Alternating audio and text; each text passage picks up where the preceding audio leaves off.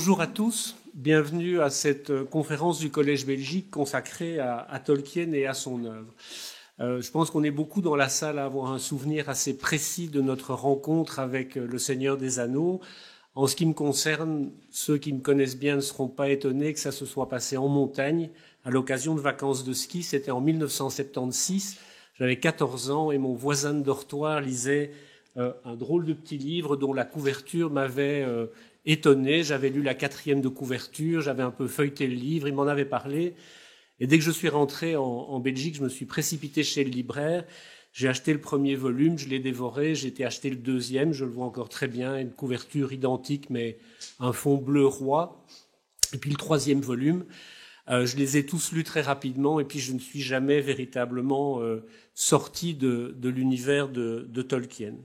Donc, pratiquant cette œuvre depuis plus de 50 ans, y ayant consacré des centaines et peut-être même des milliers d'heures de lecture, en ayant bassiné mes enfants, mes parents, mes amis et même in tempore non suspecto, mes petites amies, je pensais pouvoir vous en entretenir sans trop de difficultés. Pourtant, en préparant la conférence cet été, cet automne, j'ai été frappé de doutes, d'incertitudes, d'inquiétudes et même j'ai senti le retour sournois d'un très ancien complexe d'imposture. Que dire ?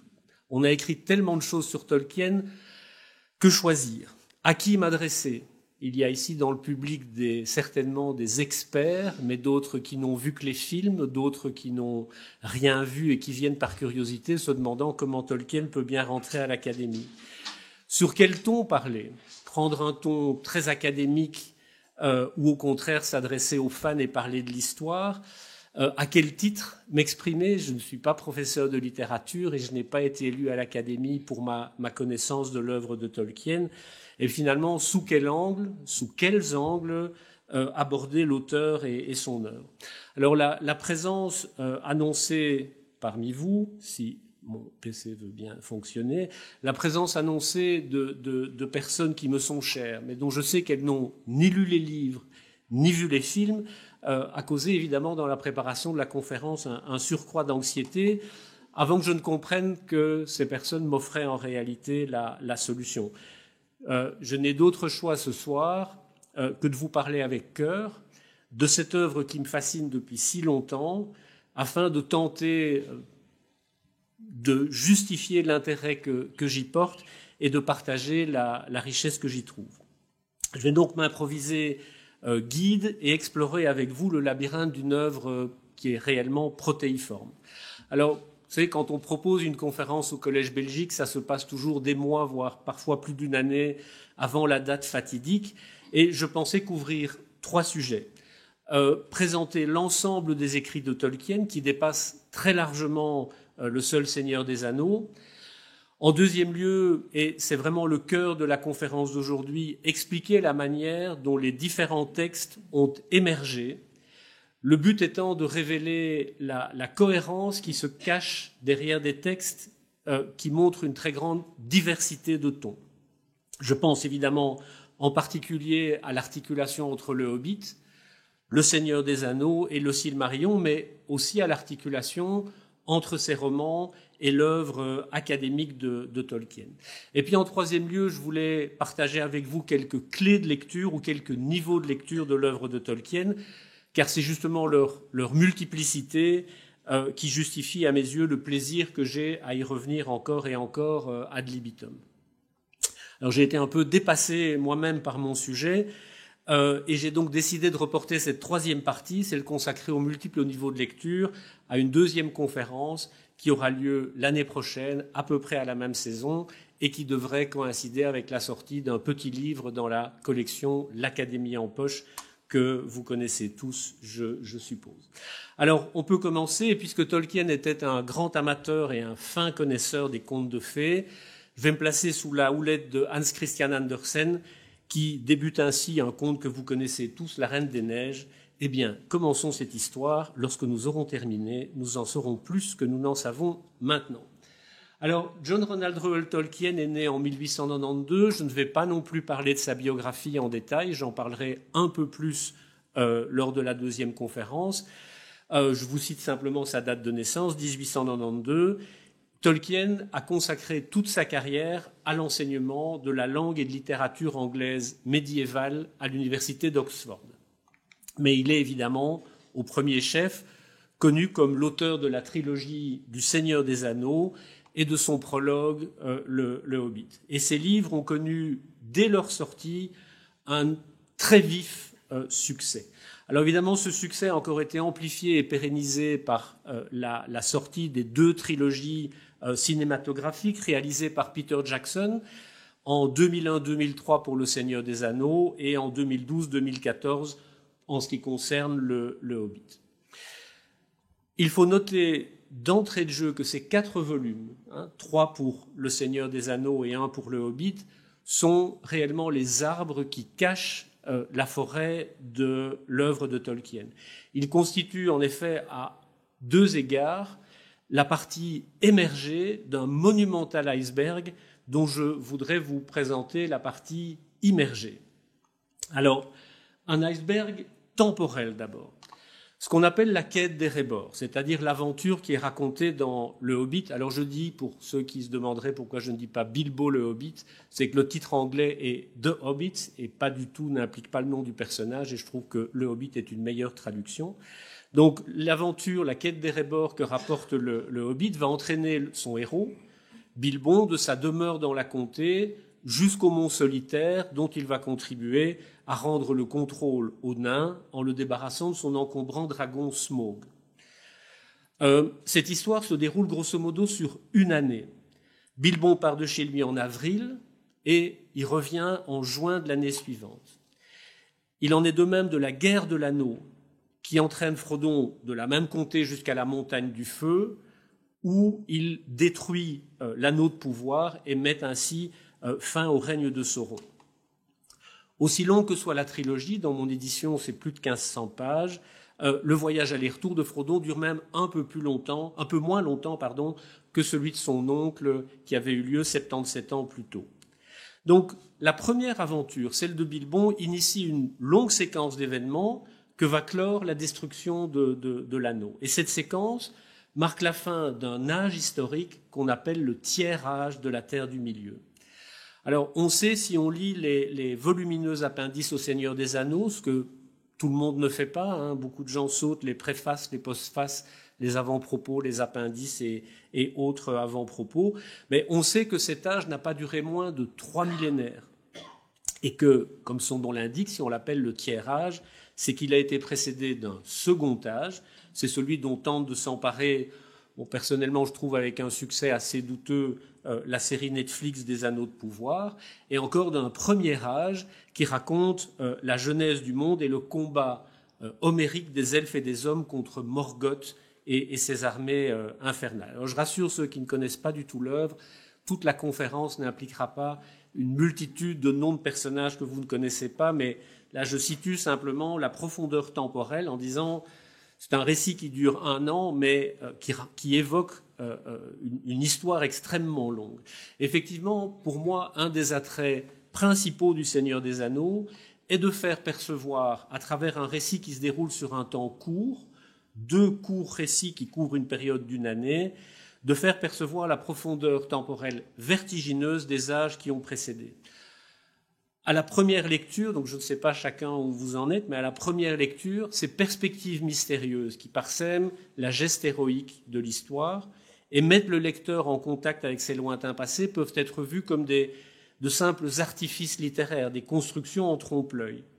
Mais au fur et à mesure des lectures ultérieures, on se prend d'une insatiable curiosité pour ces événements dramatiques et ces personnages mythologiques dont l'auteur distille avec talent des aperçus fugaces. Ces échos d'un lointain passé dressent, touche par touche, le portrait d'un univers qui est infiniment plus grand que le roman lui-même. Et pour moi, c'est sa valeur principale. Donc, un iceberg temporel parce que les livres nous racontent 2 ans de l'histoire d'un monde qui en compte des milliers, mais un iceberg littéraire également. Si, de son vivant, donc il est décédé en 1973, les seuls éléments publiés de ce que Tolkien appelait son légendaire. Alors c'est un mot que je vais utiliser beaucoup, c'est un mot que Tolkien avait choisi lui-même pour désigner l'ensemble des textes relatifs à son monde imaginaire. Si les seuls textes publiés de son vivant furent Le Hobbit et le Seigneur des Anneaux, les textes posthumes édités pour l'essentiel par son fils cadet Christopher sont légion. Tolkien décède en 1973 et un premier ouvrage posthume, le Silmarillion, est publié dès 1977. C'est un ouvrage composite, essentiellement composé de 4 parties. Il y a un récit de la genèse du monde, qui est un très beau récit, un très beau conte qui s'appelle l'Enulindalë, qui raconte comment le monde a été créé par un dieu qui s'appelle Ilúvatar, et puis est complété par le Valaquenta. La deuxième partie, qui est la plus grande, qui donne son titre à l'ouvrage, raconte la guerre menée contre Morgoth, qui s'est emparé des bijoux fantastiques, des bijoux magiques, les Silmarils de Fëanor, c'est le Quenta Silmarillion. Et puis dans une troisième partie et quatrième partie, il raconte aussi l'histoire de Numénor, c'est la Calabette, c'est ce qui a servi de base à cette série Netflix dont je parlais, et enfin il évoque l'histoire des anneaux. Donc le Silmarillion fournit des informations complémentaires sur chacun des 3 âges de la Terre du Milieu. Il en sera de même dans un deuxième livre paru très peu de temps après, en 1980, Les Contes et légendes inachevés, qui est un recueil plus disparate, formé de textes épars, mais qui viennent aussi compléter notre compréhension du légendaire et de l'histoire complète de la Terre du Milieu. Alors, si ces 4 livres, Le Hobbit, Le Seigneur des Anneaux, Le Silmarillion et Les Contes et légendes inachevés, constituent un ensemble cohérent, qui est essentiellement dépourvu de contradictions. Alors, les spécialistes mettront autant de guillemets qu'ils le souhaitent à essentiellement, mais il est essentiellement dépourvu de contradictions. Il n'en est pas de même de l'histoire de la Terre du Milieu. Alors, l'histoire de la Terre du Milieu, c'est un ouvrage en 12 volumes, publié par Christopher Tolkien entre 1983 et 1996. C'est une œuvre monumentale qui collationne des textes anciens, des projets inaboutis et les versions successives de certains récits, le tout accompagné d'un appareil critique impressionnant, mais aussi souvent envahissant. Alors, sortiront enfin, et vous voyez, j'arrive tout doucement au bout de tout ce qui a été publié, sortiront enfin plusieurs livres où, toujours le même Christopher Tolkien, assemble les différentes versions des principaux mythes des premiers et second âges afin de les présenter comme un récit unique et cohérent. En fait, il prend les différentes versions incomplètes existantes et il les fusionne en une seule. Ce sont les enfants de Húrin, Beren et Lúthien, la chute de Gondolin et la chute de Numénor.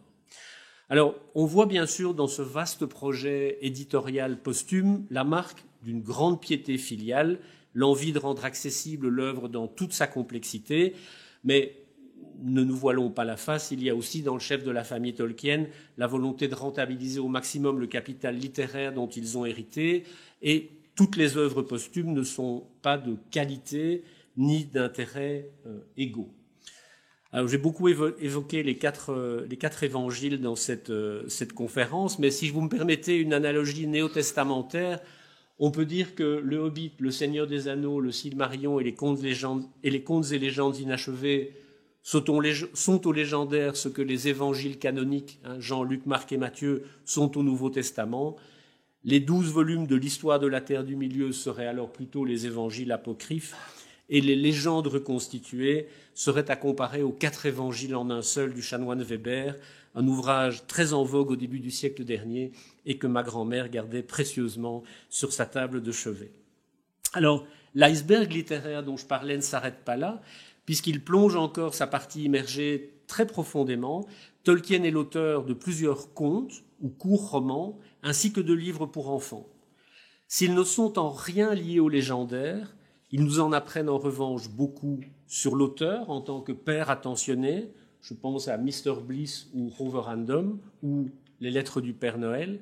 Sur son travail d'écriture, je parlerai en détail de Leaf by Niggle, Feuille de Niggle, ou sur le sens précis que l'auteur donnait au genre littéraire qu'est la fantasy, Le fermier Gilles de Ham ou Smith de Grand Wotton. Je cite plutôt les titres français et je montre les titres anglais, c'est sans importance. Mais son travail académique ne peut pas non plus être ignoré. Je crois qu'il est très intéressant pour les passionnés de lire l'ensemble des essais réunis dans le livre Les monstres et les critiques, et on trouve également des informations passionnantes dans ces traductions de classiques de la littérature médiévale anglaise, traductions ou commentaires que sont Beowulf, Sir Gawain et le Chevalier Vert, Pearl ou Sir Orfeo. Tolkien est enfin, et c'est une lecture particulièrement agréable et instructive, l'auteur d'une abondante correspondance, et je la citerai assez régulièrement pendant cette conférence. Alors, comment aborder une telle masse de textes ? Dans quel ordre faut-il lire, présenter et commenter le légendaire ? Lorsque j'ai découvert La Terre du Milieu en 1976, la seule question qui se posait était de savoir si le Hobbit était un prologue au Seigneur des Anneaux ou un prequel au Seigneur des Anneaux. Je reviendrai sur cette question un peu plus tard. Aujourd'hui, ex post, alors que tant de volumes complémentaires ont été publiés, la question mérite réflexion. Alors, pourrait sembler légitime de lire l'ensemble dans l'ordre chronologique interne au récit, de lire tout ce qui a trait à la création, au premier âge, puis au second âge, puis au tiers âge avant l'histoire du Hobbit, puis le Hobbit, puis le Seigneur des Anneaux. Je doute que quiconque ait jamais tenté cette lecture ou soit arrivé au bout de quelque chose qui est profondément indigeste. Ça n'a pas été écrit pour être lu comme ça. Alors, doit-on lire tout Tolkien dans l'ordre où ça a paru? Ça peut paraître logique également, mais c'est rédigé, mais c'est pratiquement impossible. Car si le Hobbit et le Seigneur des Anneaux ont été écrits successivement et suivant un processus qui est assez linéaire, les autres éléments du légendaire ont fait l'objet d'un développement absolument continu sur 6 décennies, du tout début de la Première Guerre mondiale jusqu'à la mort de l'auteur en 1973. Quelques semaines avant sa mort, il modifiait encore les textes qui formeront le Silmarillion. Et même si on voulait suivre la chronologie de la publication des textes, ça pose d'autres problèmes. Si vous vous intéressez à la légende des enfants de Hurin, par exemple, elle existe en 4 ou 5 versions, jusqu'à ce qu'en 2007, Christopher Tolkien les fonde en une seule. Dans quel ordre les lire? Donc la masse des textes publiés rend difficile, pour ceux qui s'y confronteraient aujourd'hui, une approche globale du légendaire. Donc le but ici, c'était de vous montrer à quel point, au-delà du Seigneur des Anneaux, la masse des textes disponibles pour mieux comprendre l'objet des livres est importante. Alors, le Hobbit, je reviens à titre d'exemple sur la question de savoir si le Hobbit est un prologue ou un prequel au Seigneur des Anneaux. Alors, il semble clair que le Hobbit est un prologue. Ça a été écrit avant, en 1937, alors que le Seigneur des Anneaux, le premier volume, paraît en 1954. Et l'histoire qui est racontée, la quête d'Erebor, la quête de Bilbon, se déroule plusieurs décennies avant la guerre de l'Anneau. Mais, j'en parlais avec quelqu'un dans la salle, de nombreux lecteurs abordent d'abord la trilogie avant d'aborder le Hobbit, et lisent le Hobbit dans l'espoir de prolonger le plaisir ou d'élargir le champ de l'histoire. Et l'ordre de parution des films de Peter Jackson renforce encore cette tendance naturelle à inverser l'ordre chronologique et pousse à voir le Hobbit comme un prequel, une aventure qui se déroule avant, mais qui a été écrite ou qui est lue et interprétée après, et non comme un prologue. Et pourtant, nous verrons dans la suite que le Hobbit n'était appelé à être le prologue de rien du tout. Quand Tolkien l'a écrit, il n'avait absolument pas en tête une suite, et certainement pas le Seigneur des Anneaux.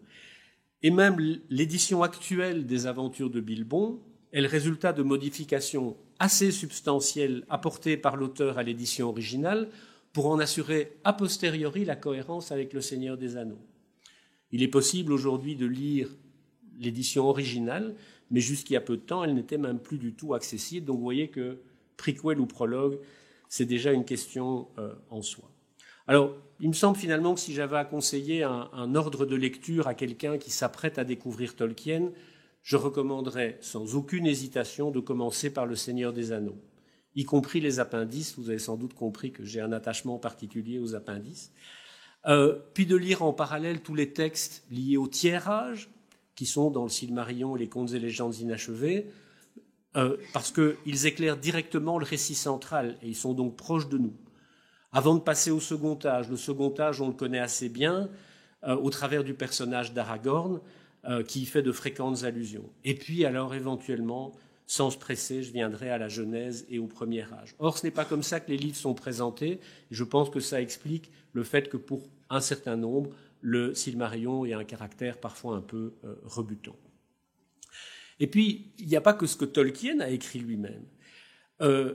Pour structurer la vision, la perception qu'a ce lecteur imaginaire de la géographie, des races et des événements, je recommanderais certainement la lecture de l'un ou l'autre des très nombreux livres consacrés à la description systématique de l'univers de Tolkien.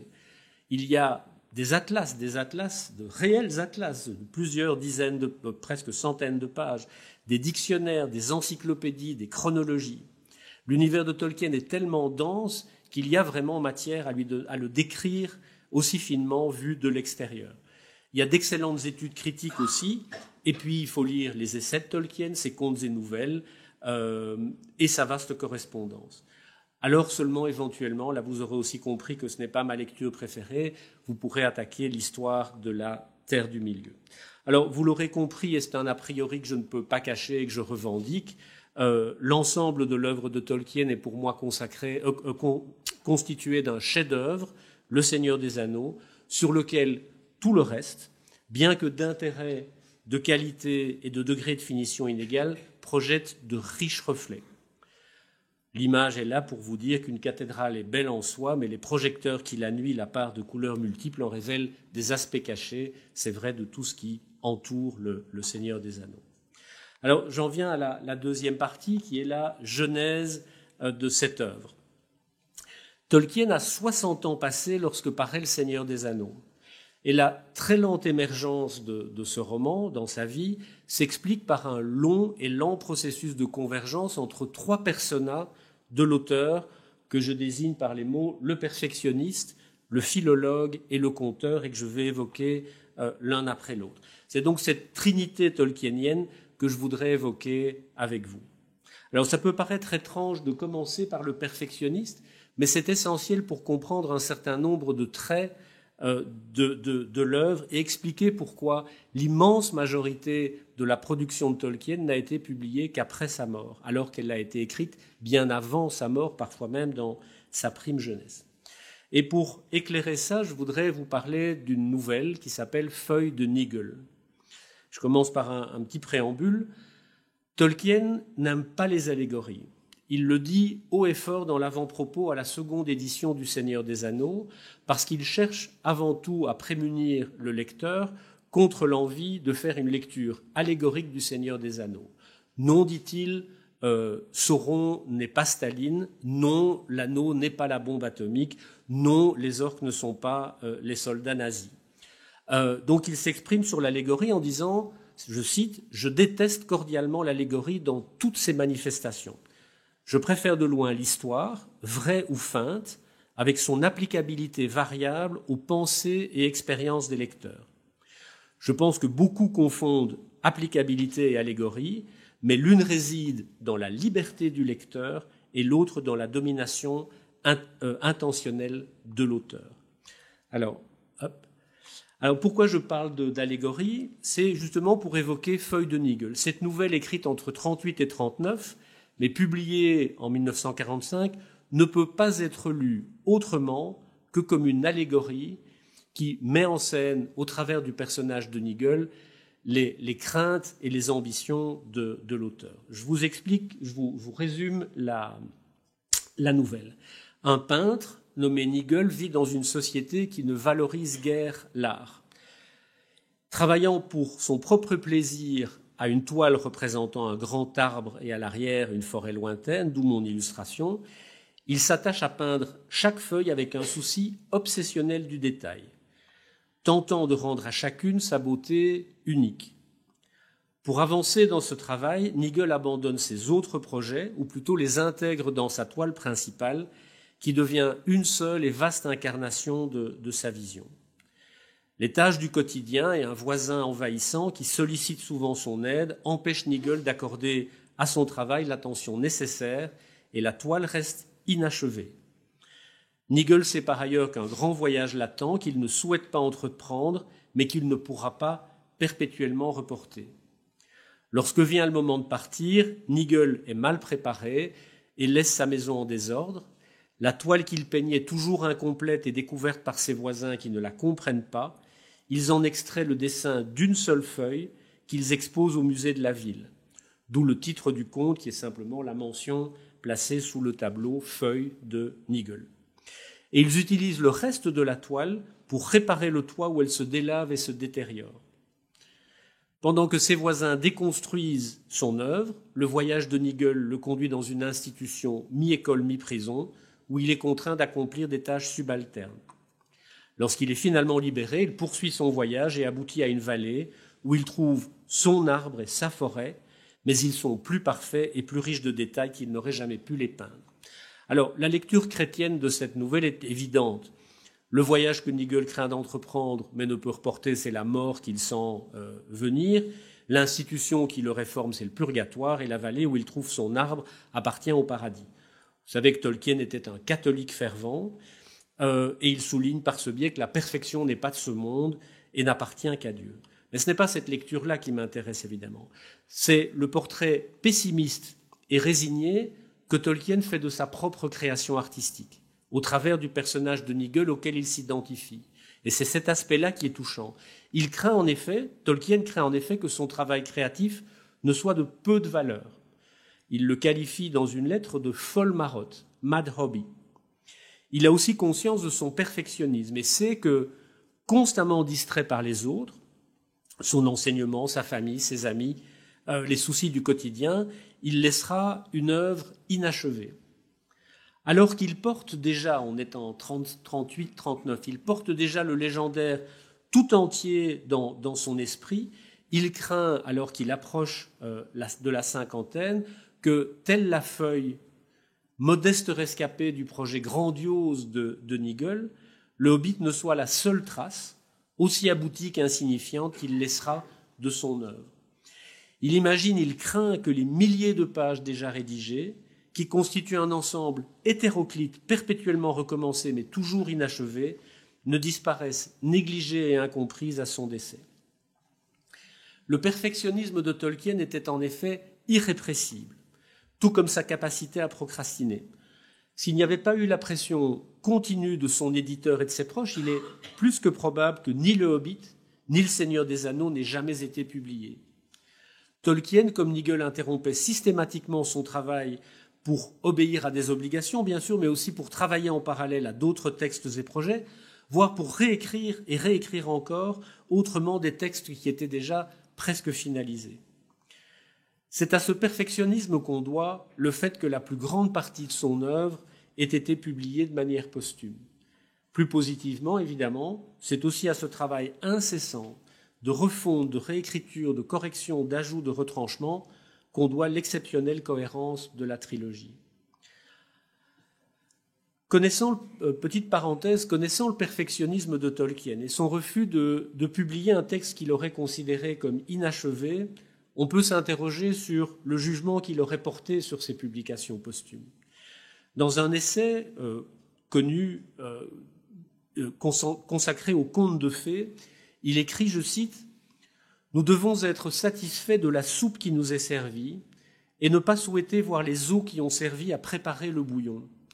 Par soupe, j'entends l'histoire telle qu'elle nous est présentée par l'auteur ou le conteur, et par les os, j'entends les sources ou la matière originale, même lorsque par une chance rare, ceux-ci peuvent être découverts avec certitude. Je n'interdis pas, bien sûr, la critique de la soupe en tant que soupe. » Il me semble que Tolkien aurait considéré que, au minimum, les textes postérieurs aux contes et légendes inachevés font partie pour la plupart de ces os qu'on ne devrait pas chercher à voir. Lorsqu'on lit l'histoire de la Terre du Milieu, ces fameux 12 volumes, on se sent un tant soit peu voyeur car nous cherchons à voir quelque chose que l'auteur aurait sans doute préféré conserver, caché. Alors, voilà pour le perfectionnisme. Maintenant, la deuxième facette que je voudrais évoquer avec vous, c'est le philologue, l'amoureux des langues. Et j'évoquerai brièvement 3 aspects du philologue, le philologue précoce, le philologue professionnel et ce que j'appelle, et j'expliquerai le terme tout à l'heure, le philologue logogène. Tolkien s'est intéressé aux faits linguistiques dès son plus jeune âge. alors qu'il habite à Sayre Hall dans la banlieue de Birmingham, donc entre 1896 et 1900, il a donc aux alentours de 4, 5, 6 ans. Le jeune Ronald, c'est sous ce nom, ce prénom-là, même si c'est son prénom du milieu, c'est sous ce prénom qu'il sera désigné par ses proches tout au long de sa vie. Le jeune Ronald adopte rapidement des mots du dialecte local. Il s'en souviendra par exemple en donnant un patronyme au fidèle Sam, puisque Gamgee signifie coton hydrophile dans le dialecte local de Birmingham. Sa mère l'éduque à la maison quand il est très jeune et l'initie très tôt, il a à peine 5 ans, qu'il commence déjà le latin, qu'il adore, et le français qu'il n'aimera jamais. Je ne sais pas si c'est un souvenir de la bataille de la Somme, mais il n'aime ni la langue française, ni la culture française, ni les paysages français, ni même la cuisine française. Je préfère quand même la cuisine française à la cuisine anglaise, mais bon, ça c'est une différence entre Tolkien et moi. Et d'entrée de jeu, ce n'est pas seulement la signification des mots qui l'intéressent dans une langue étrangère, c'est leur forme, leur sonorité, leur arrangement dans la phrase. Et il rapporte à cet égard une anecdote que je trouve assez jolie, et je cite « Quand j'avais 7 ans, j'ai écrit une histoire de dragons. » Vous voyez, déjà des dragons. « Je ne me souviens de rien, sinon d'un fait philologique. Ma mère n'avait rien dit à propos des dragons de mon histoire, mais m'avait indiqué qu'on ne dit pas « a green great dragon », mais « a great green dragon ». Je me suis demandé pourquoi et je me le demande toujours. Le fait que je me souvienne de cette anecdote est peut-être significatif, car je ne pense pas avoir essayé d'écrire une autre histoire pendant de nombreuses années, mais j'ai dès lors été absorbé par les langues.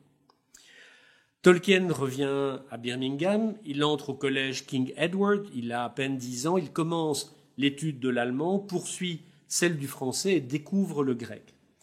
Pour vous montrer à quel point Tolkien avait une sensibilité précoce et un rapport subtil aux langues, je vous livre simplement le très beau commentaire qu'il fera de la langue de Socrate. Je cite, « La fluidité du grec, ponctuée par de la dureté et avec son scintillement de surface, me captiva.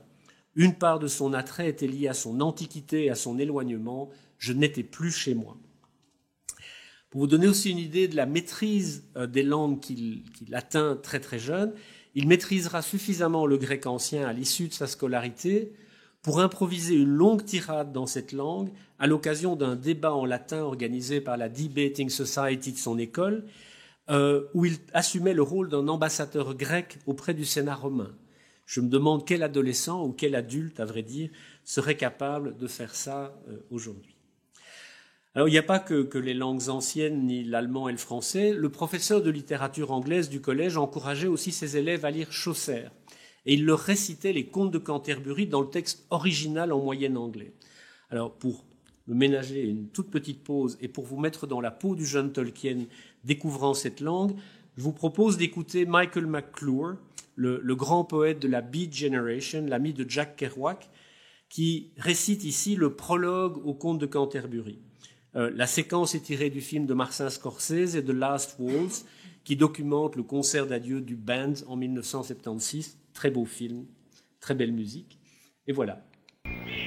Wandata Prilla with his Shura Sota, the drought of Merchat perset to the rota, and bathed every vein and swish liqueur, of which whereto engendered is the fluor, dan Zephyrus ake with his sweta breath and spirit hath, in every holt and hath, the tender Acropus, and the younger Sana hath in the ram his halfa cours Irona, dan smala foolus maken melodia, that slapen all the neat with open ear, so pricketh him natur in here courages, than long and folk to goon on pilgrimages, to Ferna halvus, Couth and Sandri landes, and specially from every Shirazenda of Engeland to Canterbury they wenda, the holy blissful martyr for to seka, that him hath holpen one that they were seka. Alors, je ne sais pas vous, mais moi, cette séquence m'a toujours fasciné, et elle a manifestement fasciné aussi Tolkien. Ces sonorités si particulières, à la fois proches et lointaines, ont été une révélation pour lui. Et il débutera au collège l'apprentissage de l'anglais médiéval qu'il poursuivra tout au long de sa carrière. Alors, juste quelques mots, puisque ce sera vraiment le cœur de la carrière de Tolkien, mais c'est pour illustration, n'essayez pas de lire tout ce qui est écrit, mais la langue anglaise est une des langues européennes qui a l'histoire la plus complexe. Elle est marquée par les invasions successives de la Grande-Bretagne au fil des siècles. Le substrat celte original qu'on trouve encore dans la langue galloise subit de profondes influences latines au cours de la longue occupation romaine, entre 43 et 410, puis l'arrivée progressive de populations germaniques, les fameux Angles, Saxons et Jutes, à partir de la fin du IVe siècle, intègrent à la langue des éléments anglo-saxons. Au 7e siècle, c'est le vieux norrois, apporté par les envahisseurs vikings, qui métissent encore la langue. Et puis Guillaume le Conquérant, après la bataille de Hastings, importe en Angleterre son propre bagage linguistique, fait d'anglo-normand et de vieux français, et la Renaissance ajoutera encore des éléments grecs, français et italiens, avant que des emprunts faits à l'Empire britannique ne viennent encore transformer la langue. Alors, Tolkien étudiera non seulement les versions successives et toutes les variantes de l'anglais médiéval, le vieil anglais, le moyen anglais, les dialectes des East et West Midlands. Il était notamment le spécialiste du dialecte West Midlands du XIIe siècle, c'est quand même assez pointu. Mais il étudiera aussi les différents éléments qui l'ont influencé. Il parlera couramment vieux norrois, finnois, gothique. Et cette étude le mettra en contact avec les textes littéraires rédigés dans ces langues et avec les mythes et légendes des peuples qui les parlaient, dont je parlerai dans la deuxième conférence. Donc, je peux maintenant parler ce que j'ai appelé le philologue logogène. Alors, c'est un terme un peu prétentieux, je ne sais même pas s'il existe d'ailleurs, mais je voulais juste parler du fait que Tolkien, dès l'enfance, est un inventeur de langage. Et là, si vous pensez qu'on a un peu dévié, on revient directement dans l'œuvre et le légendaire. Tolkien évoque cette passion de l'invention de langue dans un essai disponible aujourd'hui qui s'appelle Un vice secret, A Secret Vice. Alors son premier langage inventé, il est ici, c'est l'animalique, lui est enseigné par ses deux cousines, l'intérêt est très modeste, chaque mot y est simplement remplacé par un nom d'animal et la phrase « Dog, Nightingale, Woodpecker 40 » veut juste dire « tu es un âne ». Donc c'est un peu simpliste. Les enfants abandonnent rapidement l'animalique pour passer à une langue plus élaborée, le Nefbosh, un an plus tard, qui est formé d'éléments anglais et français déformés par une prononciation appuyée. Tolkien a par exemple composé cette petite comptine absurde, et si on prend le temps de regarder, on peut éventuellement comprendre « Darfis », there was, il y avait, Velgom, un vieil homme, Copalt, qui parlait. Bon, je ne vais pas vous traduire la suite, c'est sans intérêt. Ce que je retiens simplement de cette tentative, c'est justement que Tolkien a utilisé cette langue pour créer un poème. Ça montre une chose, pour Tolkien, un langage inventé n'atteint un degré minimal de puissance que s'il peut sous-tendre une création poétique, allitérative ou versifiée. Vous savez que dans Le Seigneur des Anneaux, il y a beaucoup de poèmes, beaucoup de lecteurs les sautent, mais j'y reviendrai. Mais pour Tolkien, ils avaient une place essentielle dans l'œuvre. Alors on ne sait rien de la dernière tentative, je n'en parlerai pas. Ce que j'ai appelé la logogénie du jeune Tolkien ne mériterait qu'à peine d'être mentionnée. Ce serait une note de bas de page dans sa biographie, si elle ne devenait pas une passion dévorante à laquelle il consacrera une énergie considérable et surtout qui jouera un rôle central dans l'émergence du légendaire. En effet, après diverses autres tentatives, Tolkien, notamment des langues à caractère néo-gothique, peu importe, Tolkien, alors qu'il étudie le finnois pour lire les légendes du Kalevala, cet apprentissage du finnois l'entraîne dans une nouvelle voie, la création d'une nouvelle langue. On est en 1915 et cette langue sera le Quenya, la langue de culture et de cérémonie des elfes. Tolkien écrit un premier poème dans cette langue que vous avez ici. Alors, quand on lit Le Seigneur des Anneaux pour la première fois, on saute sans scrupule les propos en langue elfique. On pense que c'est une invention du gloubi-boulga qu'ils ne veulent rien dire. Et on découvre avec fascination, plus tard, que cette langue possède son écriture, son lexique et sa grammaire. Moi, je me suis notamment plongé longtemps et avec admiration dans le livre de Ruth Noel sur les langages de la Terre du Milieu.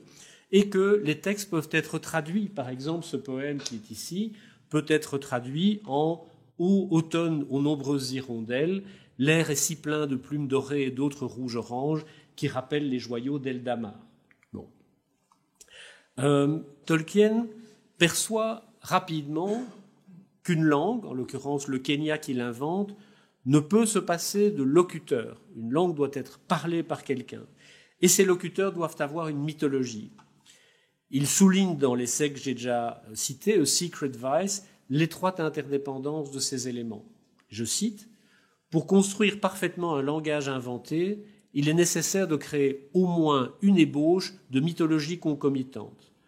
Pour que votre langue ait une saveur qui lui est propre, il faut avoir tissé en elle les fils d'une mythologie.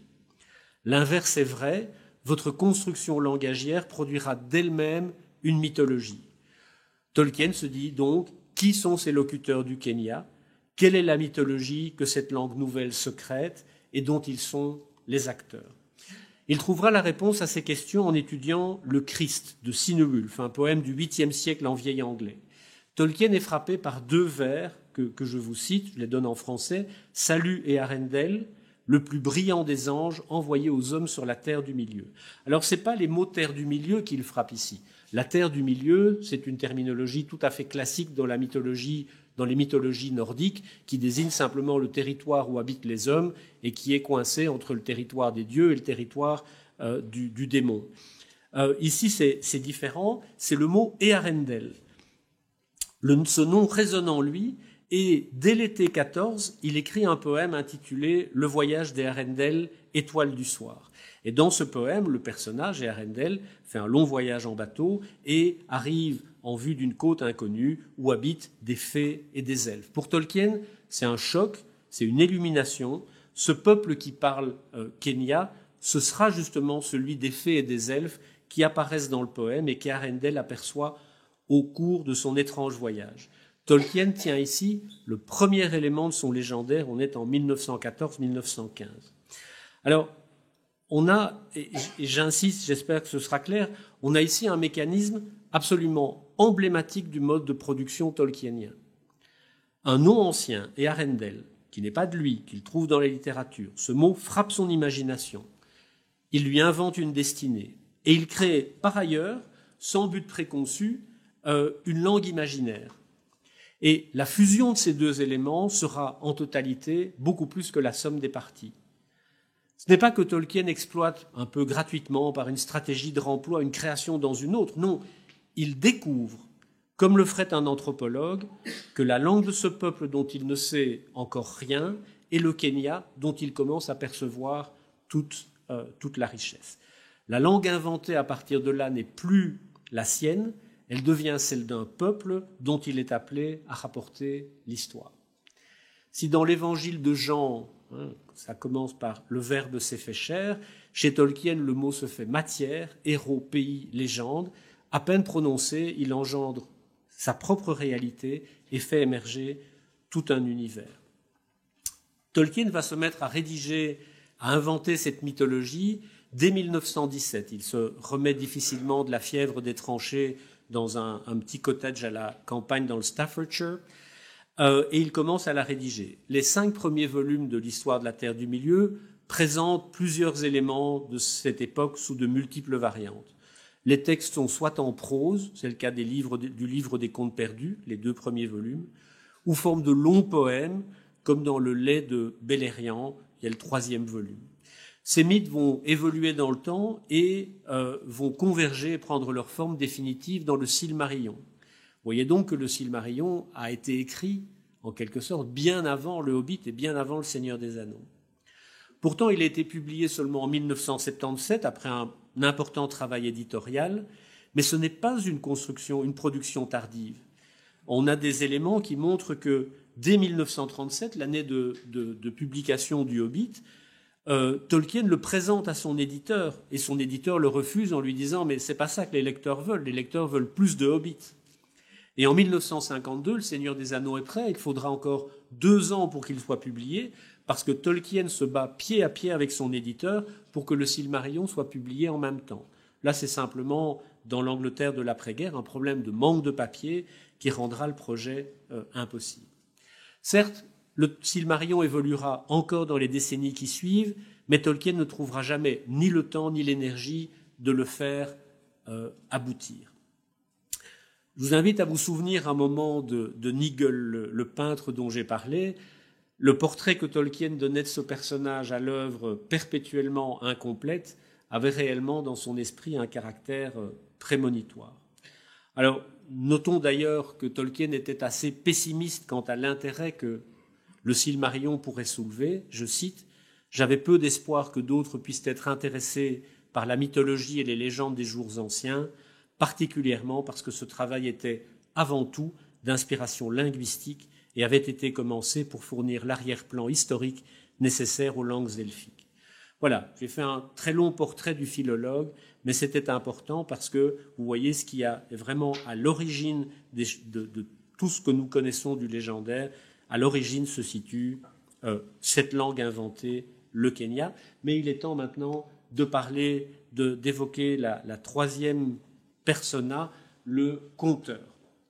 Alors, vous avez peut-être déjà vu ces affiches dans des gares londoniennes. Bill Stickers will be prosecuted. Les colleurs d'affiches seront poursuivis. Et sur les routes anglaises, de nombreuses petites routes de campagne annoncent le croisement avec une voie principale par le panneau Major Road Ahead. À vous demander de quoi je parle. Mais c'est sur cette très maigre base que Tolkien, père plein d'humour, inventera une des premières histoires qu'il racontera à ses enfants. Le Major, alors Major cette fois-ci pris dans le sens du grade militaire, le Major Rode Ahead, il poursuivait interminablement le pauvre bandit Bill Stickers afin de le traîner en justice. Cette histoire ne sera jamais rédigée, mais elle survivra dans la mémoire familiale. Alors vers 1925, son fils Christopher, ils sont en vacances, le fils perd son petit chien en peluche sur une plage. Pour consoler son fils, Tolkien lui raconte l'histoire du chien Rover Random, un vrai petit chien transformé en peluche par un sorcier parce qu'il a fait des choses dans son jardin. Le petit chien, il est offert à un petit enfant. Le petit enfant le perd sur la plage. Un autre magicien bienveillant le retransforme en petit chien et il vit de nombreuses aventures sur la lune et sous la mer. Cette fois, Tolkien prend quand même la peine de consigner l'histoire dans un cahier d'écolier, mais il n'en envisagera jamais sérieusement la publication. L'achat d'une première voiture en 1932 et les mésaventures qui s'ensuivent formeront la base d'un autre récit, Mr. Bliss, qui sera également rédigé et même complètement illustré. Tolkien est un illustrateur très doué, avec un style très particulier, mais très soigneux et très immédiatement reconnaissable, et il a conçu aussi des nombreuses illustrations pour Le Hobbit et Le Seigneur des Anneaux. Bon, enfin, sans rentrer dans les détails, tout au long de leur enfance, les 4 enfants Tolkien recevront de très belles lettres du Père Noël qui leur donnent des nouvelles du pôle Nord, de l'ours polaire et d'autres personnages. Je ne rentre pas trop dans les détails. Alors, toutes ces histoires pour enfants seront finalement publiées, mais toujours de manière posthume. Alors, il faut avouer que leur intérêt est plus que modeste, mais elles dressent le portrait intime d'un père aimant, proche de ses enfants, et qui savait enchanter les moments calmes par des histoires improvisées, pleines d'humour, de fantaisie et de rebondissements. On y arrive. Vers la même époque, c'est-à-dire la fin des années 20, un autre personnage va faire son apparition. C'est le fameux Bilbon. Et il entraînera Tolkien et ses lecteurs très très loin. Voici comment Tolkien raconte l'apparition de ce personnage. Je cite, « Alors que je corrigeais des copies, un des candidats avait miséricordieusement laissé une des pages vierges, ce qui est la meilleure chose qui puisse arriver à un examinateur. Et j'y écrivais, dans un trou vivait un hobbit. In a hole in the ground there lived a hobbit. Les noms produisent toujours une histoire dans mon esprit. Vous vous souvenez des Arendelle aussi, le simple nom engendre une histoire. Au bout d'un moment, je me suis dit que je ferais mieux de trouver à quoi ressemblaient les hobbits. Il s'explique également dans une lettre sur une origine possible du mot hobbit. Je cite, « Il pourrait être associé au Babbit de Sinclair Lewis. » Sinclair Lewis est un romancier américain qui a eu le prix Nobel en 1930 pour toute son œuvre, mais au premier rang desquels il y a ce roman Babbitt qui a fait beaucoup de bruit au milieu des années 20. Donc il pourrait être associé au Babbitt de Sinclair Lewis, certainement pas au lapin Rabbit, comme beaucoup le pensent. Babbitt a la même suffisance bourgeoise que les hobbits, son monde est aussi étroit que le leur. Alors l'histoire de Bilbon sera racontée en épisodes à ses enfants, rédigée dans les rares moments de répit que lui laissent ses activités d'enseignant et de répétiteur, et le livre manque de peu le sort de Rover Random, Mr. Bliss ou Bill Stickers, resté une création orale, mise nuitamment sur le papier, oubliée, reprise, abandonnée, recommencée, puis laissée inaboutie dans quelques tiroirs. Heureusement, on doit à Helen Griffiths, une étudiante de Tolkien qui avait eu presque par accident connaissance du manuscrit, d'avoir éveillé l'intérêt de l'éditeur londonien Allen et Unwin. Très intéressé, Stanley Unwin, sur la recommandation de son jeune fils, presse Tolkien de conclure son livre qui s'arrête à l'époque au chapitre 14. Alors bon, je ne vais pas évoquer maintenant la structure du Hobbit, j'en parlerai plus tard, mais si vous l'avez lu, vous savez qu'après la mort du dragon, le récit s'accélère très vite et change totalement de ton. C'est tout simplement parce que Tolkien a envie d'en finir, est obligé de fournir les épreuves et donc accélère l'histoire. Au moment où le Hobbit paraît, Tolkien travaille toujours en parallèle à ses récits des jours anciens qui deviendront le Silmarillion. Ces deux fils créatifs ne sont que très très marginalement liés. Et c'est vraiment important de le souligner. Et je cite de nouveau Tolkien, « Au moment où le Hobbit apparut, cette question des jours anciens avait pris une forme cohérente. » Donc il parle du Silmarillion. Le Hobbit ne devait avoir aucun lien avec elle. Il n'avait pas de lien nécessaire avec la mythologie, mais il a naturellement été attiré par cette construction qui était dominante dans mon esprit. Ce qui a fait que le récit est devenu plus grand et plus héroïque au fur et à mesure qu'il progressait. Malgré cela, il pourrait vraiment exister de manière tout à fait indépendante, à l'exception de quelques références, inutiles d'ailleurs, bien qu'elles donnent une impression de profondeur historique, à des événements comme la chute de Gondolin, les branches de la race des elfes et la querelle du roi Thingol avec les nains. Donc si elles ne sont pas hermétiquement séparées, l'histoire du Hobbit et la création du légendaire sont à ce stade deux choses absolument distinctes et d'ailleurs fortement hiérarchisées. Je cite de nouveau, « Je n'accorde pas moi-même, dit Tolkien, une très grande valeur au Hobbit, lui préférant de loin ma propre mythologie. » J'en arrive au Seigneur des Anneaux. Nous allons voir que ce qui fait la force du Seigneur des Anneaux et qui le distingue radicalement du Hobbit, c'est précisément sa profonde intégration au sein du légendaire et le fait qu'il s'appuie donc sur les légendes des jours anciens. Le Hobbit sort en 1937. Il est largement acclamé en Angleterre et aux États-Unis. Le New York Herald Tribune lui attribue même le prix du meilleur livre de littérature jeunesse de l'année 38. Une suite est donc requise. Il faudra 15 ans à Tolkien pour la concevoir, l'écrire et la finaliser. L'histoire de ces 15 années de création est consciencieusement documentée dans les 4 volumes de l'histoire de la Terre du Milieu qui y sont consacrés. C'est une histoire riche de péripéties, d'hésitations et de retours en arrière, et elle présente un double intérêt à mes yeux, anecdotique et poétique. Alors poétique, c'est un terme technique, la poiesis, dit Platon, c'est la cause qui, quelle que soit la chose considérée, fait passer celle-ci du non-être à l'être. Je reparlerai de poétique tout à l'heure. Au rang disons que c'est un peu l'avant de l'œuvre, comme l'esthétique et l'analyse après l'œuvre. Alors, voyons d'abord, pour un peu de légèreté, au rang des anecdotes, juste pour le plaisir, 4 repentirs marquants. Alors, ceux qui ne connaissent pas bien la trilogie ne verront pas ce que ça peut avoir d'amusant, mais dans les premières ébauches, c'est Bilbon lui-même qui devait être le héros du Seigneur des Anneaux. Il ne quittait pas la comté pour poursuivre de nobles objectifs et sauver la Terre du Milieu, mais plus prosaïquement parce que l'argent gagné lors de la première aventure était épuisé et qu'il espérait refaire fortune grâce à l'anneau. Et qu'on est assez loin du récit original. Alors, finalement, Tolkien décide qu'il n'est pas opportun que Bilbon soit le personnage parce qu'il n'a pas envie de contredire la dernière phrase du Hobbit qui est il demeura très heureux jusqu'à la fin de ses jours, qui furent de très longue durée.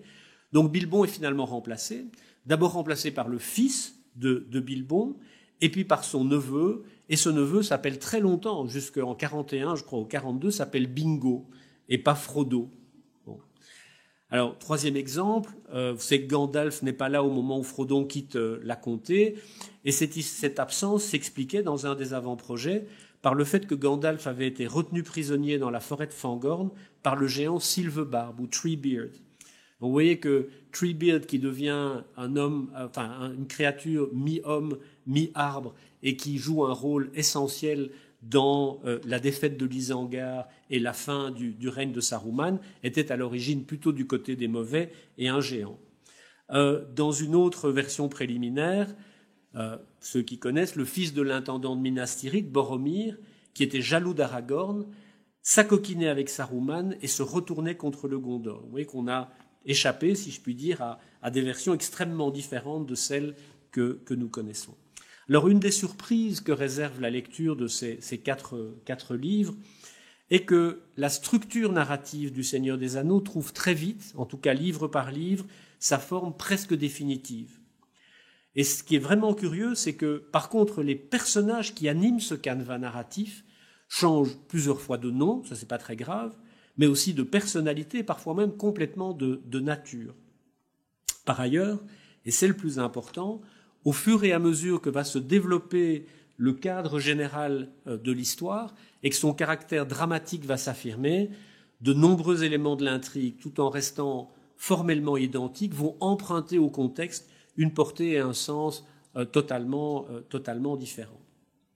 Donc sur ce plan poétique dont je parlais, c'est-à-dire sur la transformation des potentialités présentes en 1937 en une création nouvelle en 1954, je voudrais retenir deux phases majeures de la longue gestation du Seigneur des Anneaux. C'est, dans une première phase, une suite simple et directe au Hobbit. Et je vous donnerai quelques exemples. Tolkien a bien du mal à faire avancer son histoire et il fait flèche de tout bois. Puis dans une deuxième phase, la convergence des deux univers, les Hobbits d'un côté, le Silmarillion de l'autre, va faire du Seigneur des Anneaux le chapitre final d'une histoire de très grande ampleur et lui donner finalement tout son sens, toute sa valeur. Si je prends le premier livre du Seigneur des Anneaux, vous savez que chaque volume est divisé en deux livres, donc quand je dis premier livre, je veux vraiment dire le premier livre. Si on exclut le chapitre 2, L'ombre du passé, pour ceux qui le connaissent bien, qui est écrit bien plus tard et qui au fond change tout, le premier livre qui entraîne Frodon de cul-de-sac à Fontcombe reprend presque mot à mot la recette du Hobbit. Je vous donne plusieurs exemples. Les deux livres débutent par une fête, se poursuivent par le départ du héros qui quitte contre son gré la quiétude de sa demeure pour entamer une quête longue et dangereuse. Dans le Hobbit, Bilbon rencontre très tôt des trolls et les cavaliers noirs vont exactement jouer le même rôle dans l'histoire de Frodon. La traversée de la forêt noire pour l'un n'est pas moins ardue que celle de la vieille forêt par l'autre. Tom Bombadil joue dans une histoire un rôle similaire à celui de Beorn dans l'autre. Et tous deux sont des esprits de la nature, puissants et mystérieux. L'oncle comme le neveu comptent sur l'aide de Gandalf, mais Gandalf n'est pas à leur côté au moment fatidique et ils doivent donc affronter seuls les dangers qui les menacent. Bilbon comme Frodon feront étape à Fontcombe pour y reprendre des forces et bénéficier des conseils d'Elrond. Et en termes narratologiques, chaque étape du voyage est marquée par un nouvel obstacle. Chaque chapitre, c'est vraiment une histoire qui se déroule comme une bande dessinée, planche par planche. À chaque chapitre, les héros rencontrent un nouvel obstacle, un autre danger, un ennemi différent. Et la durée de vie narrative des personnages rencontrés est très courte, le plus souvent 1 ou 2 chapitres. Et Tolkien est très tôt frappé d'un cruel manque d'inspiration. Il s'en ouvre à son éditeur déjà en 1938. Je cite, « La suite du Hobbit en est toujours là où je l'ai laissé, et je n'ai que les plus vagues notions sur la manière de procéder. N'ayant jamais imaginé que le récit aurait une suite, j'ai dilapidé mes motifs et mes personnages favoris dans le Hobbit original. » Tolkien va devoir, si vous me permettez l'expression, racler les fonds de tiroir pour faire avancer l'histoire. Les chapitres 6 à 8, qui mettent en scène Tom Bombadil, Bédor, le vieil homme saule et les êtres des Galgal, chapitres qui ont été, à mon avis, à bon escient, sautés par Peter Jackson dans son adaptation. Ces chapitres reprennent des personnages d'un long poème publié en 1934, hors de tout contexte légendaire. Et Tolkien reconnaît d'ailleurs le caractère opportuniste de cet emprunt à sa propre production. Je cite, « J'ai mis Tom Bombadil là, à ce moment de l'histoire, un, parce que je l'avais déjà inventé de manière autonome, et deux, parce que j'avais vraiment besoin de placer une aventure à cet endroit-là de mon récit. » Vous voyez que ce n'est pas les motivations les plus nobles pour un écrivain. Dieu sait pourtant si je ne critique jamais Tolkien, mais vous verrez que la suite est... Bon. Alors, il réutilisera, vous connaissez sans doute la scène où Frodon se met à chanter dans l'auberge de Bray et où il enfile par mégarde l'anneau au doigt, ce qui attire les cavaliers noirs. Bien, cette chanson est tirée d'un poème paru en 1923 et il sera avec d'autres publié dans un recueil qui s'appelle Les Aventures de Tom Bombadil, publié en 1962 et dont le fil conducteur est d'Ixit l'auteur que tous ces poèmes, les poèmes qu'il contient, auraient plu aux hobbits. C'est donc Les Aventures de Tom Bombadil, vous pouvez le voir comme une sorte d'anthologie de la poésie hobbit, et c'est aussi et même surtout, je crois, un condensé de ce qu'aimait l'auteur en matière de poésie, disons, rustique.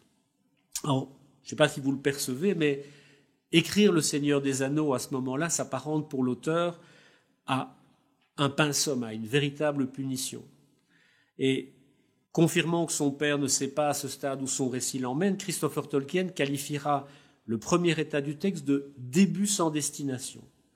Quelque chose doit changer, la solution va émerger, et là aussi je me permets de souligner, la solution va émerger d'un certain nombre d'énigmes que son propre récit soumet à l'auteur. Tolkien, en effet, n'invente pas son récit. Il ne suit pas un plan préétabli, il le découvre au fur et à mesure qu'il l'écrit. Nouvelle citation, « Cela fait longtemps que j'ai cessé d'inventer, j'attends jusqu'à avoir l'impression de savoir ce qui s'est réellement passé, ou jusqu'à ce que l'histoire s'écrive toute seule. Et lorsque des événements inattendus, des lieux, des personnages, des circonstances apparaissent sur le papier, l'auteur s'interroge sur leur signification, sur leur origine, et s'il le faut, il invente un pan complémentaire de l'histoire ou modifie tout ce qui précède afin que leur apparition fasse finalement sens. Il en est ainsi des fameux cavaliers noirs, qui apparaissent très tôt dans le récit, comme je l'ai dit, mais dont Tolkien ignore la nature, l'origine et le pouvoir. Si ces personnages étaient apparus dans le Hobbit, ils auraient constitué un danger immédiat, dont Bilbon se serait sorti sans trop de mal par la ruse ou par la magie. Et en tant que personnage, il n'aurait probablement pas survécu plus que 2 ou 3 chapitres. Dans Le Seigneur des Anneaux, ils vont longtemps conserver un caractère flou, on ne sait pas exactement ce qu'ils sont, flou et mystérieux, mais leur nature et leur longue histoire, qui est liée aux anneaux, comme vous le savez, va lentement émerger, se préciser, finalement s'imposer. Ils resteront dès lors comme personnages jusque dans les tout derniers chapitres.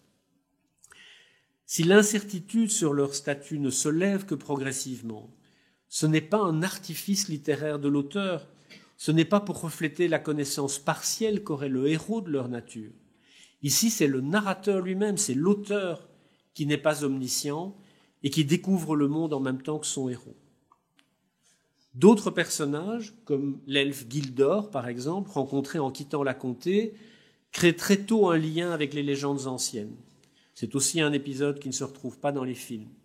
C'est vrai qu'il y avait des elfes dans le Hobbit, mais ils étaient gais, légers, turbulents, festifs, moqueurs, et proches au fond du portrait qu'on en fait dans les mythologies nordiques. Gildor, lui, est posé, réfléchi, presque hiératique, comme il sied à un descendant des elfes du premier âge. Il appartient donc de plein droit aux légendaires. Il faut vraiment relire en parallèle l'arrivée de Bilbon à Fontcombe et celle de Frodon à Fontcombe 77 ans plus tard pour prendre la mesure du changement de nature des elfes entre les deux récits. Vous voyez que Tolkien se laisse progressivement gagner par un tropisme mythologique et il amarre pas à pas, par petites touches, son nouveau récit à son légendaire.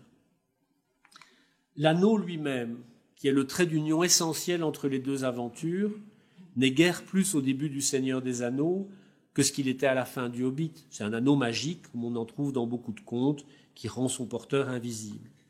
Mais Tolkien va progressivement prendre conscience de son importance et de son pouvoir. Il doit dès lors expliquer son origine, ce qui l'oblige à transformer les éléments épars de l'histoire du Second Âge, qu'il avait déjà rédigé, afin d'y insérer le récit de la fabrication des anneaux et de l'asservissement de leurs détenteurs. La mythologie ancienne influence et éclaire l'histoire de Frodon, mais les péripéties des aventures de Frodon obligent l'auteur à une constante réécriture ou réinterprétation des mythes qu'il avait créés préalablement. Certaines circonstances aussi, j'ai déjà parlé de l'absence de Gandalf au moment du départ de Frodon, demandent à être élucidées. On peut suivre pas à pas, dans les livres que j'ai déjà cités plusieurs fois, on peut suivre pas à pas les hésitations de Tolkien. Je devrais presque dire son angoisse face à l'absence. Mais où est donc Gandalf, se demande-t-il? La réponse à cette question, vous le savez si vous connaissez l'histoire, fera apparaître le personnage de Saruman, qui par un jeu de reflets donnera une toute nouvelle dimension à celui de Gandalf dans le Hobbit. C'est un magicien, bon, il y en a dans tous les contes comme des artefacts magiques. Mais là, les deux magiciens obligent Tolkien à introduire la légende des Istari et montrera qu'il demeure en Terre du Milieu une trace, aussi ténue soit-elle, de la bienveillance des Valar, des dieux. Et d'un point de vue narratologique, il équilibrera le récit en créant un deuxième front, puisque les personnages sont coincés entre la guerre qui se déroule au Mordor et la guerre qui va se dérouler en Isengard. Je voudrais donner un dernier exemple de ces personnages qui s'imposent à l'auteur et qui exigent une place dans le récit, quitte à le transformer radicalement et à le réorienter dans une direction inattendue. Alors, si vous me permettez le jeu de mots, je vais l'appeler le rendez-vous à Bray, en hommage à Julien Gracq et André Delvaux. Vous savez qu'après avoir traversé la vieille forêt et les hauts des Galgales, Frodon et ses compagnons arrivent à Bray, à l'auberge du Poney Fringant. Frodon y rencontre un étrange personnage, d'abord appelé Trotter, puis Strider, grand pas en français, et de nouveau l'auteur est surpris par l'occurrence sous sa plume de ce personnage. Je cite, « J'ai rencontré en chemin de nombreuses choses qui m'ont étonné. Je connaissais déjà Tom Bombadil, mais je n'étais jamais allé à Bray. Grand'Pas, assis dans un coin de l'auberge, fut un choc, et je ne savais pas plus que Frodon qui il était. » De nouveau, la réponse à la question « Qui est Grand'Pas ?» va bouleverser la nature du récit et faire définitivement de la guerre de l'anneau un épisode marquant du légendaire. Tolkien réalise en effet qu'Aragorn n'est pas, comme il l'avait longtemps envisagé, un hobbit. Ce n'est pas non plus un homme quelconque. Fût-il rôdeur, il n'est rien moins que l'héritier de la lignée d'Elendil, Isildur et Anarion, ceux-là même qui ont arraché l'anneau aux doigts de Sauron à la fin du Second Âge.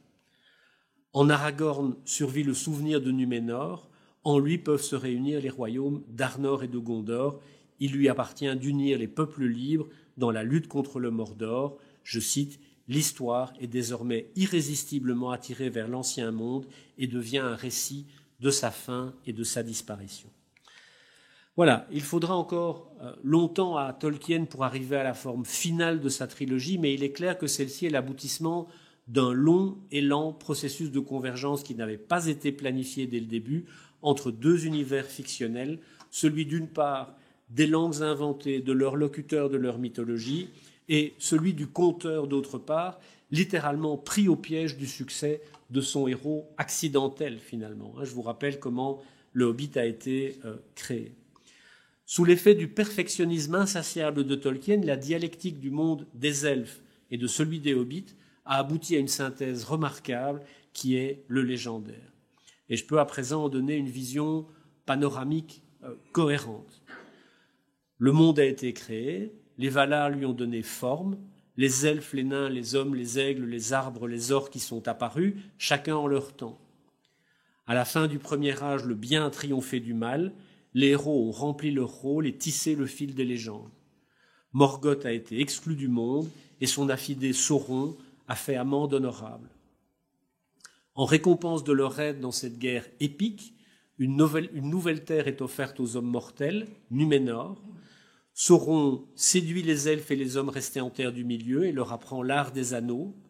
Il forge en secret l'anneau maître qui doit dominer tous les autres, mais les elfes, méfiants, en forgent 3 dans lesquels il n'a aucune part. Progressivement dévorés par la jalousie que Sauron a instillée en eux, les princes de Numénor se rebellent contre les Valar, les dieux si vous voulez, exigeant que leur soit accordée l'immortalité. Numénor est englouti, Elendil et une poignée de loyalistes échappent au désastre et s'installent en terre du milieu. La dernière alliance des elfes et des hommes défait Sauron et son anneau est perdue. Les Valar se retirent du monde. Le tiers âge est alors celui des grands royaumes de l'Arnor, du Gondor et plus tard du Rohan, mais Sauron reprend lentement des forces et toute sa volonté est tournée vers l'anneau qu'il a perdu. Resté longtemps au fond du fleuve Anduin, cet anneau est retrouvé par Déagol, volé par Sméagol Gollum, trouvé par Bilbon, puis cédé à Frodon. Sa destruction et le début du règne d'Aragorn et Elessar marquent le début du 4e âge, de la Terre du Milieu. Les âges mythologiques et héroïques s'éloignent et les âges historiques apparaissent tout doucement à l'horizon. Le légendaire ne se déroule en effet pas sur une autre planète, mais sur notre Terre. Il constitue dans le chef de Tolkien une mythologie pour l'Angleterre. Et c'est le dernier point dont je traiterai. C'est une explication du titre que j'ai choisi qui n'est pas de moi, hein. Il n'est pas de Tolkien non plus, mais une mythologie pour l'Angleterre, c'est une désignation bien connue du légendaire. Tolkien explique dans une lettre le manque qu'il ressent d'une mythologie proprement anglaise. Je cite de nouveau, « J'ai été très tôt affligé par la pauvreté de mon pays bien-aimé. Il n'avait pas d'histoire propre, liée à sa langue et à son sol. Pas de la qualité que je recherchais et que je trouvais comme ingrédient dans les légendes d'autres pays. Il y avait du grec, du celtique, du roman, du germanique, du scandinave et du finnois, qui m'ont tous beaucoup touché, mais rien d'anglais, si ce n'est des recueils appauvris. Bien sûr, il y a encore tout le monde arthurien, mais aussi puissant qu'il soit, il est imparfaitement naturalisé. S'il est associé au sol de la Grande-Bretagne, il ne l'est pas à la langue anglaise et il ne remplace donc pas ce qui me semblait manquer. » Je continue la citation. « J'ai donc eu l'idée de créer un corpus de légendes plus ou moins connecté, allant du grandiose et cosmogonique au conte de fées romantique, le grandiose étant fondé sur le mineur qui est en contact avec la terre, le mineur empruntant sa splendeur au vaste arrière-plan. Un corpus de légendes donc que je pourrais tout simplement dédier à l'Angleterre, à mon pays. Je développerai quelques histoires majeures dans tous leurs détails et j'en laisserai beaucoup d'autres à l'état d'ébauche, placées ici ou là dans le schéma global. » J'espère vous avoir convaincu que Tolkien a réussi ce projet titanesque de créer ab nihilo une mythologie. Reste à démontrer son ancrage anglais qui transparaît dans de nombreux éléments. Je n'en donnerai que 3. Une histoire relativement peu connue, qui est l'histoire d'Elfwine, dans les contes et légendes inachevées.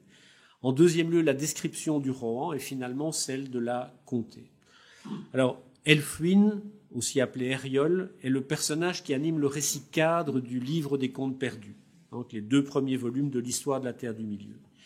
Il vit chez nous, enfin plus ou moins, à Heligoland au 7e siècle de notre ère. C'est un angle et il est le très lointain descendant d'Earendil, qui est un personnage central du légendaire. Grand navigateur comme son ancêtre, il est le premier homme à trouver depuis des millénaires le moyen d'accéder ou de se rapprocher du rivage des Valar. Accueilli sur l'île de Tol Eressëa, qui est une île au large du territoire des Valar, il y entend les légendes anciennes et les compile. C'est ce qui donnera le livre des contes perdus. Mais les elfes de Tol Eressëa, voulant se porter au secours de leurs frères restés en terre du milieu, le Valar Ulmo remorque leur île à proximité du continent. Voilà donc l'origine de l'Angleterre. La Grande-Bretagne n'est rien d'autre, suivant ce récit, que la translation de l'île elfique de Tol Eressëa d'une rive à l'autre de la Grande Mer. Lorsque les elfes disparaissent, les hommes prennent possession de l'île et les fils d'Elfwine, Hengest et Horsa, en seront les premiers rois. Mais Hengest et Horsa ce sont les fondateurs des premiers royaumes saxons, en tout cas selon une tradition très ancienne qui remonte au moins à Bède le Vénérable. Vous voyez que Tolkien relie ici explicitement son légendaire au récit traditionnel de la fondation et de la formation de l'Angleterre. Alors Tolkien abandonne cet ancrage trop direct du légendaire dans la réalité proto-historique anglaise.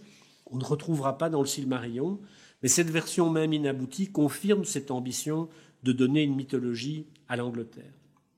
Alors, on retrouvera également, bien sûr, cette Angleterre anglo-saxonne, celle de Beowulf ou de Sir Gawain, dans la description qui est faite du royaume de Rohan, de son roi Théoden et de la capitale Méduseld. Là, on est en plein monde anglo-saxon. Reste à montrer vraiment l'Englishness, tous ces éléments propres à l'identité nationale anglaise, et ceux-là, on les retrouve dans la comté. Je vous donne toute une série d'exemples. Les Hobbits sont à l'origine répartis en 3 tribus, les Faloïdes, les Stores et les Harfoots, exactement comme l'étaient les peuples pré-anglais, les Jutes, les Angles et les Saxons. Leur migration et leur installation en comté se fait sous la conduite de 2 leaders, Marcho et Blanco, qui sont les Hengest et Horsa du récit traditionnel. La comté est placée sous l'autorité d'un maire, assisté d'un conseil, moot et d'un shérif, exactement comme le serait le county d'une Angleterre fantasmée, un peu à la Robin des Bois. Les noms de famille et les noms de lieux de la comté sont directement empruntés à la toponymie et à l'anthroponymie anglaise, Bookland, No Bottle, Baggins, Underhill, Gamgee. Les paysages de la comté évoquent ceux de la région des West Midlands, que Tolkien considérait comme sa terre d'origine, même sur des choses sans importance comme la taverne du Green Dragon ou du Prancing Pony sont on ne peut plus anglaises. Et curieusement, même le Mordor ou l'Isengard ou la comté telle qu'elle est mise en coupe réglée par Saruman à la fin de la guerre de l'Anneau représente également l'Angleterre. Mais une facette que Tolkien déteste et dénonce, celle de l'agriculture intensive qui détruit les paysages et de l'industrie polluante qui rend l'air irrespirable et asservit les hommes. L'attachement profond de l'auteur à son pays natal s'observe dans chaque détail du portrait bienveillant, même s'il est souvent moqueur, qu'il fait de la comté et de ses hobbits. Donc, même si Tolkien n'a jamais lui-même utilisé ce terme, il a bien créé une mythologie pour l'Angleterre. Alors, il est temps de conclure et je voudrais le faire en évoquant 3 commentaires critiques souvent entendus. Alors, le premier serait « J'ai bien aimé Le Seigneur des Anneaux, mais j'ai été déçu par le Hobbit ». Deuxième, l'action du Seigneur des Anneaux est passionnante, mais c'est trop long, il y a trop de digressions, de détails incompréhensibles, de poèmes, de chansons, de textes elfiques. Et troisième, j'ai essayé de lire le Silmarillion, mais j'ai abandonné, c'était trop difficile, trop éloigné de ce que j'attendais. Alors, j'espère que le récit que j'ai fait de l'émergence de ces différents textes explique leur différence de nature et de ton. Que l'émergence de ces différents textes explique leur différence de nature et de ton, mais souligne aussi leur unité.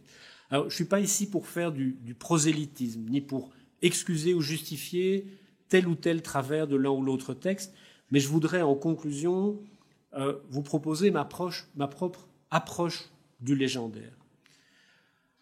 Arda, le monde qu'habitent les elfes et les hommes, et Ea, l'univers dans lequel Arda gravite, sont bien réels. Alors, évidemment, je ne suis pas naïf, je ne prétends pas que les elfes existent, ni que les légendes que Tolkien rapporte décrivent des événements qui se sont effectivement déroulés.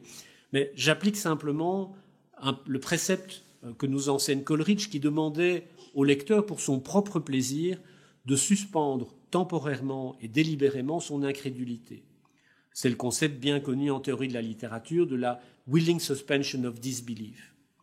Il existe donc un monde, Arda, muni d'une longue histoire, habité par une multitude de peuples et dont l'histoire complexe se déroule sur plusieurs millénaires. Je ne peux pas voyager dans ce monde, mais je peux le connaître, au moins partiellement, au travers des trop rares textes qui nous sont parvenus et qui sont autant de fenêtres ouvertes sur cet univers. Vous connaissez tous l'allégorie de la caverne de Platon. Des hommes sont enchaînés dans une caverne, dos à l'entrée, entrée devant laquelle passent différents personnages. Les prisonniers ne voient que les ombres projetées sur le fond de la caverne. Quelles représentations se font-ils sur cette base du monde extérieur ? Quel sens donne-t-il aux ombres mouvantes qu'il voit? Je suis, en tant que lecteur de Tolkien, semblable à ces prisonniers. Je ne verrai jamais Arda, et je suis condamné à m'en construire une représentation imparfaite à partir des ombres projetées par les textes disponibles. Ces textes, que Tolkien présente d'ailleurs comme écrits directement par Bilbon et Frodon, les héros sont les propres rédacteurs de leur geste héroïque. Ces textes l'ont été dans des buts différents et pour des publics différents, exactement comme les 4 évangiles que j'évoquais tout à l'heure. Je reprends les commentaires l'un derrière l'autre. J'ai essayé de lire le Silmarillion, mais j'ai abandonné. C'était trop difficile, trop éloigné de ce que j'espérais. Mais le Silmarillion est le résultat du long séjour de Bilbon à Fontcombe, où soir après soir il entend les elfes chanter leurs légendes, il les transcrit pour pouvoir à son tour les raconter un jour. Si le Silmarillion est difficile à lire, si son style, c'est vrai, archaïsant peut paraître pesant, c'est parce qu'il est un recueil de légendes et pas un roman. Il y manque un fil conducteur, un récit cadre dont le héros s'offrirait comme médiateur entre le lecteur et l'univers qu'il traverse ou qu'il décrit. Deuxième commentaire, j'ai bien aimé Le Seigneur des Anneaux, mais j'ai été déçu par Le Hobbit. Mais si vous vous souvenez, dans une des premières scènes du premier film du cycle de Peter Jackson, Le Seigneur des Anneaux, Bilbon, à son anniversaire, raconte à quelques enfants effrayés sa rencontre avec les trolls. C'est exactement dans cet esprit que Bilbon Tolkien a écrit Le Hobbit. C'est dans cet esprit qu'il faut le lire. C'est un livre pour enfants avec tous les biais que cela comporte. L'anthropologue des Hobbits ou l'historien de la Terre du Milieu doit-il ignorer ce texte parce qu'il a été écrit pour de jeunes hobbits? Mais non, il faut le lire, mais en lui appliquant les règles de la critique, c'est-à-dire en le contextualisant. Les raisons pour lesquelles le récit, par exemple, ne fait qu'une brève allusion à Sauron, en lui donnant en plus le nom cryptique de nécromancien, se comprend alors très bien. Le public visé est trop jeune pour qu'on l'expose à toute la noirceur du monde. Le narrateur édulcore son récit. Le Hobbit n'est pas pleinement cohérent avec le Seigneur des Anneaux. Est-ce étonnant si l'on considère que le premier répond à un objectif ludique et le second à un objectif historique? Troisième commentaire. L'action du Seigneur des Anneaux est passionnante, mais c'est trop long. Il y a trop de digressions, de détails incompréhensibles, de poèmes, de chansons, de textes elfiques. Moi aussi, j'ai, comme pour la plupart des lecteurs, lors de mes premières lectures, sauté les chansons et les poèmes. Mais c'est notamment dans ces poèmes que sont évoquées les légendes des jours anciens. Ils ne sont pas utiles à l'intrigue, mais ils ouvrent une fenêtre sur le passé. Quant aux rares textes en Kenya, j'ai suffisamment insisté, ce sont eux qui nous mettent en contact avec l'élément fondateur du légendaire, celui auquel Tolkien tenait le plus, les langues. Le Seigneur des Anneaux est long, c'est vrai, parfois difficile, c'est vrai, mais c'est une œuvre qui se révèle un peu plus à chaque lecture et que le lecteur n'arrivera jamais à épuiser. Alors, je vous rassure, j'ai terminé. J'ai évoqué à de nombreuses reprises le caractère palimpséstueux du légendaire. Un palimpseste, c'est un manuscrit médiéval dont les premiers textes ont été grattés et sur lequel on a réécrit et réécrit. Dans la version finale du récit, on peut, si on est attentif, voir émerger les différentes strates d'écriture. L'ensemble est pourtant aussi cohérent et riche que l'est un vaste paysage où affleurent différents terrains. Et c'est cette stratigraphie complexe qui donne à l'univers du légendaire un tel parfum de réalisme et qui justifie, en ce qui me concerne, que je revienne m'y promener encore et toujours. Je vous remercie de votre attention.